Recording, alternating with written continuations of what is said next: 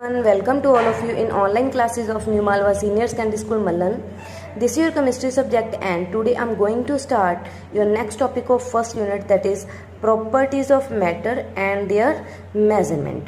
As you know students, every substance has definite physical and chemical properties, and physical properties are those which can be measured or observed without changing the identity or composition of substance. मतलब physical properties क्या होती हैं? वो वाली properties होती हैं जिनको हम मेज़र और ऑब्जर्व कर सकते हैं किसी भी सब्सटेंस की कॉम्पोजिशन और आइडेंटिटी चेंज किए बिना। Okay, for example mass, volume, density, melting and boiling point etcetera.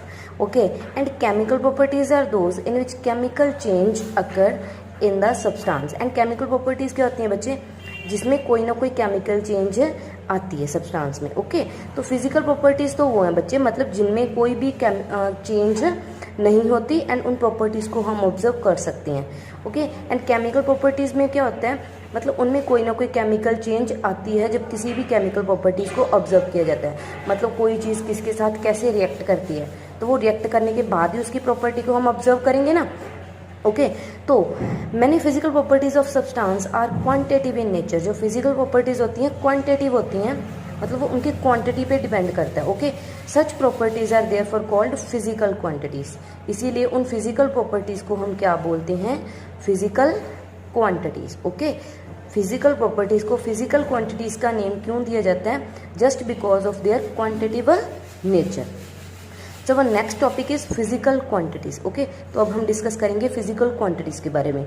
In everyday life we come across a number of measurement. मतलब हम अपनी डेली लाइफ में बहुत सारी मेजरमेंट करते हैं, जैसे we buy vegetable in kilogram, milk in litre, clothes in metre etcetera. Okay, so in the scientific studies, मतलब जैसे मास हो गया, मास को हमने किलोग्राम में मेज़र कर लिया। ओके, वॉल्यूम को लीटर में, मिल्क के लिए वॉल्यूम हो गया ना, उसको लीटर में। ऐसे बहुत सारे मतलब टेम्परेचर, प्रेशर, बहुत सारी फिजिकल क्वांटिटीज़ होती हैं जिनको हम अपनी डेली लाइफ में क्या करते हैं? मेज़र करते हैं।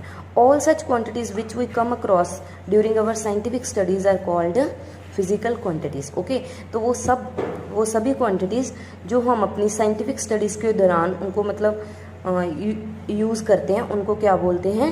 Physical quantities. Okay, and the measurement of any physical quantity consist of two part.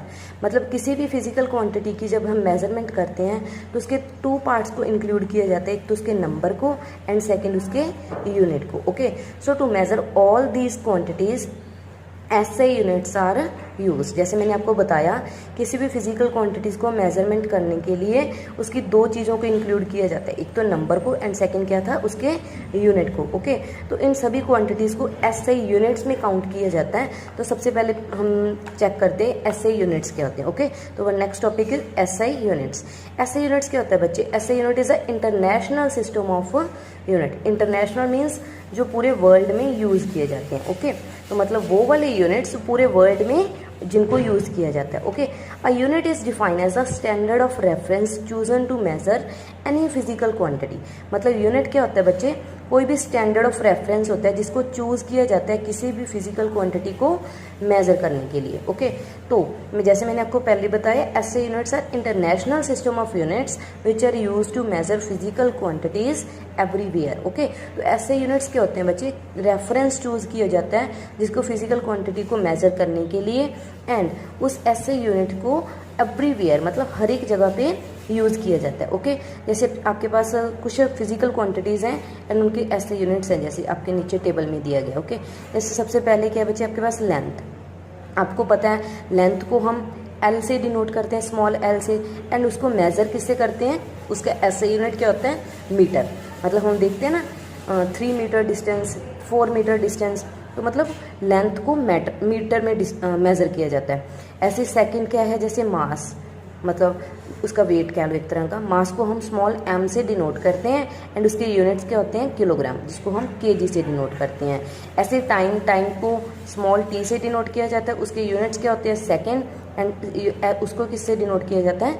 S से। ओके, इलेक्ट्रिक करंट को आई से डिनोट किया जाता है एंड उसके यूनिट्स क्या होते हैं? Ampere.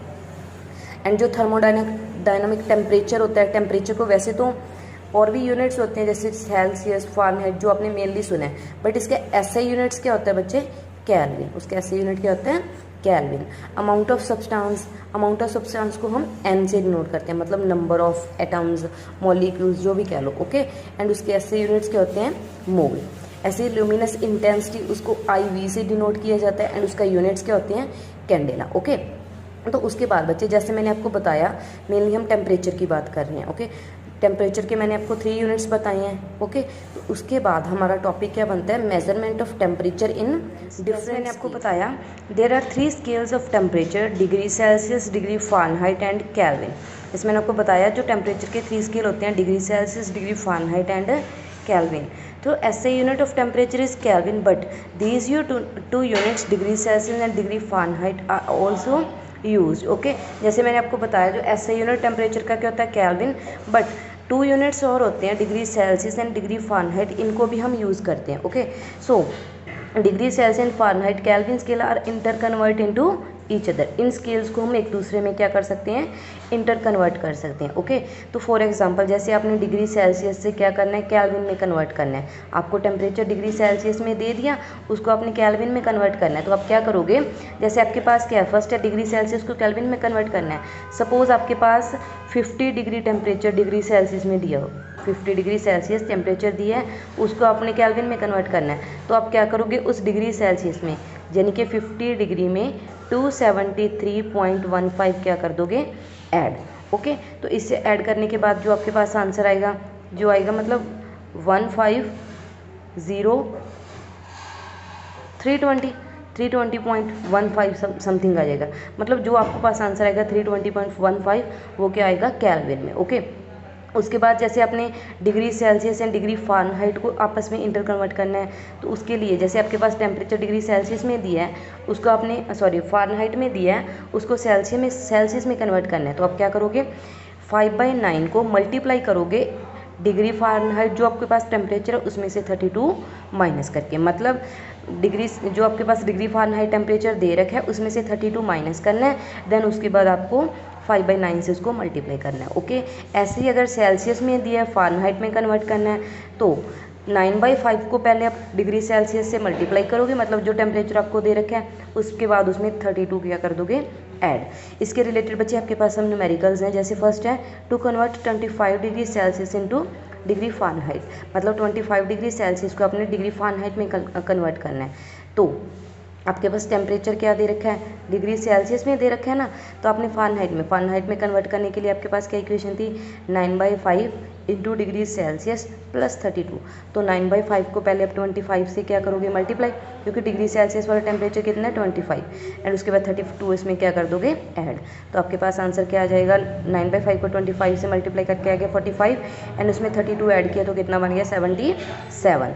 That means 25 degree Celsius किसके इक्वल होगा, 77 डिग्री फ़ारेनहाइट, ओके। एंड उसके बाद सेकंड न्यूमेरिकल है to convert 37 degree Celsius the human body temperature, मतलब जो ह्यूमन बॉडी का नॉर्मल टेम्परेचर कितना होता है, 37 डिग्री सेल्सियस, उसमें आपको डिग्री फ़ारेनहाइट में कन्वर्ट करना है, ओके। तो जैसे आपके पास टेम्परेचर क्या था, डिग्री सेल्सियस में था, उसको फ़ारेनहाइट में कन्वर्ट करना है, तो 9/5 को डिग्री सेल्सियस दैट इज़ 37 से क्या करोगे, मल्टीप्लाई, देन 32 उसमें ऐड, ओके। तो उसके मल्टीप्लाई करके आ गया आपके पास 66.5, उसमें 32 ऐड किया, कितना आ गया, 98.6 degree. That means human body का जो नॉर्मल टेम्परेचर डिग्री सेल्सियस में कितना होता है, 37, एंड फ़ारेनहाइट में कितना होता है, 98.6 डिग्री, ओके। उसके बाद थर्ड न्यूमेरिकल है to convert 60 degree Fahrenheit into Celsius. उसके बाद आपके पास फ़ारेनहाइट में टेम्परेचर दे रखा है, उसको सेल्सियस में कन्वर्ट करना है। तो उसके लिए जो इक्वेशन थी आपके पास 5/9 ब्रैकेट डिग्री फ़ारेनहाइट माइनस 32, तो 5/9 बाहर रखोगे, फ़ारेनहाइट का टेम्परेचर 60 माइनस 32 माइनस करके आ गया 28, उसके बाद इसको सॉल्व करके आ गया आपके पास 15.6, ओके। इसके बाद नेक्स्ट न्यूमेरिकल है बच्चे, at what temperature will both the Celsius and Fahrenheit scale read the same value, मतलब आपने वो वाला टेम्परेचर फाइंड करना है जिसपे फ़ारेनहाइट एंड सेल्सियस स्केल की वैल्यू क्या होगी, सेम। सपोज कर दिया वो वैल्यू कितनी है आपके पास, x, ओके। तो जैसे आपने पढ़ा डिग्री सेल्सियस किसके इक्वल होता है, 5/9 डिग्री फ़ारेनहाइट माइनस 32, ओके। तो as we suppose degree Celsius and degree Fahrenheit दोनों को हमने क्या ले रखा है, एक्स। तो दोनों की जगह पे हम क्या कर देंगे, degree Celsius and degree Fahrenheit की जगह पे क्या लिख दिया, एक्स। उसके बाद जो 9 इधर डिवाइडर है, इधर होके मल्टीप्लाई हो जाएगा 9x, इधर रह जाएगा 5 × x - 32। 9 को x से मल्टीप्लाई किया 9x, 5 को इस सारे से मल्टीप्लाई करोगे तो कितना आ जाएगा 5x, एंड 32 से मल्टीप्लाई करके 160। उसके बाद x वाली वैल्यू इधर लेके आनी है, ओके मतलब एक साइड करनी है, तो वो आ गया 4x, इधर -160। इसको कैलकुलेट करके आपके पास x की वैल्यू कितनी आ गई, -40। दैट मीन्स -40 डिग्री सेल्सियस किसके इक्वल होगा, -40 डिग्री फ़ारेनहाइट। ओके, उसके बाद हमारा नेक्स्ट टॉपिक है बच्चे precision and accuracy. Precision and accuracy में क्या होता है, जैसे आपने लास्ट टॉपिक में किया था टेम्परेचर की अलग अलग मेजरमेंट ली थी, ओके ऐसे ही हम बहुत सारी क्वांटिटीज़ को क्या करते हैं, मेज़र करते हैं एंड उनकी मेजरमेंट लेते हैं अपनी डेली लाइफ में। ओके, तो जैसे कोई भी एक्सपेरिमेंट है, जैसे उसका हम टेम्परेचर ही नोट कर रहे हैं, तो ज़रूरी नहीं है कि उसका टेम्परेचर हर बार सेम आएगा। ओके, तो अलग अलग एक्सपेरिमेंट पे वो टेम्परेचर की वैल्यू क्या आ सकती है, डिफरेंट आ सकती है। ऐसे ही मास या फिर वॉल्यूम सभी की वैल्यू डिफरेंट हो सकती है। Okay, if the average value of different measurement is close to the correct value. Suppose आपकी कोई भी आपने ना एक्सपेरिमेंट किया एंड उसकी करेक्ट वैल्यू कितनी है, 15 डिग्री सेल्सियस है टेम्परेचर की, तो आपने क्या किया, अलग अलग मेजरमेंट ली हैं। इफ़ द एवरेज वैल्यू, आपने सभी मेजरमेंट की एवरेज वैल्यू निकाली, अगर वो average value correct value that is 15 degree Celsius से बिल्कुल क्लोज आ गई है, मतलब वो आ गया आपके पास 14.6 या 15.1 सेम वैल्यू आ गई है, मतलब क्लोज वैल्यू आ गई, तो आप कहोगे जो आपका जो आंसर आया वो क्या आया है, एक्यूरेट, मतलब आपकी मेजरमेंट क्या है, एक्यूरेट। उसके बाद if the value of different measurement are close to each other, suppose आपने जो टेम्परेचर नोट किया है वो 4 टाइम नोट किया है, ओके आपको पता है आपकी करेक्ट वैल्यू कितनी है 15, एंड आपने जो 4 वैल्यूज़ नोट की हैं, सपोज एक बार आ गई आपकी 14.9, 14.8, 15.1, 15.2, ओके तो ये चारों वैल्यूज़ एक दूसरे के क्लोज आई हैं, एंड वो भी चारों वैल्यूज़ का एवरेज भी क्या आ जाएगा, क्लोज आ जाएगा करेक्ट वैल्यू के। तो इससे हम कहेंगे जो मेजरमेंट आई हैं वो क्या आई हैं आपकी, प्रिसाइज। ओके, तो इसका मतलब if the average value of different measurement is close to correct value, अगर आपकी एवरेज वैल्यू अलग अलग मेजरमेंट की करेक्ट वैल्यू के क्लोज है तो उसको हम बोलते हैं एक्यूरेट। अगर हमने जो डिफरेंट मेजरमेंट ली हैं वो एक दूसरे के क्लोज आई हैं तो उसका मतलब वो आपका जो रिजल्ट आया वो क्या आया है, प्रिसाइज। ओके, तो उसके लिए आपके पास एक एग्जांपल है, जैसे suppose the actual length of room is 10.5। आपने सपोज कर लिया किसी रूम की एक्चुअल लेंथ कितनी है, 10.5 मीटर, एंड आपने 4 रिपोर्ट्स उसकी 4 different report of their 5 measurement are follows. Okay, आपने मतलब 4 पर्सनस ने उसको रिपोर्ट किया है 5 टाइम। तो पर्सन ए ने जो फर्स्ट टाइम रिपोर्ट आई है 10.3 आई है, सेकंड टाइम 10.4, 10.5, 10.6 एंड 10.7, इन सभी की उस पर्सन ए की एवरेज वैल्यू कितनी आई है, 10.5। ओके, उसके बाद पर्सन बी की जो डिफरेंट वैल्यूज़ हैं उसकी एवरेज वैल्यू कितनी आई है, 10.2। पर्सन सी की एवरेज वैल्यू कितनी आई है, 10.5, एंड पर्सन डी की एवरेज वैल्यू कितनी है, 10.8। तो इस ऑब्जर्वेशन में क्या है बच्चे, जो measurement by person A is both accurate and precise. देखो आपने जो एक्चुअल लेंथ कितनी ली थी 10.5, एंड उसकी एवरेज पर्सन ए की एवरेज भी कितनी है 10.5, मतलब बिल्कुल एग्जैक्ट आई है, जिसका मतलब वो वैल्यू क्या है, एक्यूरेट। बट उसकी जो डिफरेंट वैल्यूज़ हैं 10.3, 10.4, 10.5, 10.6 वो भी क्या है 10.5 के क्लोज ही है ना, एंड ये सभी वैल्यूज़ एक दूसरे के भी क्लोज हैं, तो उसका मतलब जो मेजरमेंट पर्सन ए की मेजरमेंट है वो एक्यूरेट भी है एंड प्रिसाइज भी है। ओके, उसके बाद जो पर्सन बी है, पर्सन बी की जो वैल्यू 10.2, 10.5 के तो नियर अबाउट है, इसका मतलब बिल्कुल नियर नहीं है, 10.2 एंड 10.5 थोड़ा डिफरेंस है ना, तो वो क्या है, एक्यूरेट तो है बट पुअर एक्यूरेट है। बट उसका जो वैल्यूज सभी क्या आई हैं 10.0, 10.1, 10 बिल्कुल क्लोज आई हैं, इसका मतलब वो प्रिसीजन उसमें है। ओके, तो उसके अकॉर्डिंग हम कहेंगे measurement by person B has poor accuracy but good precision. उसके बाद जो पर्सन सी है उसमें देखो जो वैल्यूज़ हैं 10.1, 10.3, 10.5, 10.7, 10.9, जो वो वैल्यूज़ भी थोड़ी सी अलग अलग आई हैं, मतलब एक दूसरे के ज़्यादा नियर नहीं है, एंड उसका जो 10.5 एवरेज वैल्यू आई है वो बिल्कुल सेम आई है। तो उसके अकॉर्डिंग हम कहेंगे जो पर्सन सी की मेजरमेंट है वो प्रिसाइज तो नहीं है, गुड प्रिसाइज तो नहीं है, पुअर प्रिसीजन है उनमें, बट जो उसकी वैल्यू आई है, एवरेज वैल्यू आई है वो बिल्कुल सेम है, तो उसका एक्यूरेसी क्या है, गुड।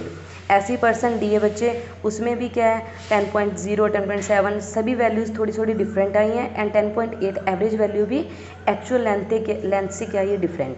तो उसके अकॉर्डिंग जो पर्सन बी की मेजरमेंट है वो पुअर एक्यूरेसी की है and poor precision. Okay students, तो ये सभी टॉपिक्स थे आपके, इन सभी को अपने ध्यान से रीड करना है। Okay, thank you, have a nice day.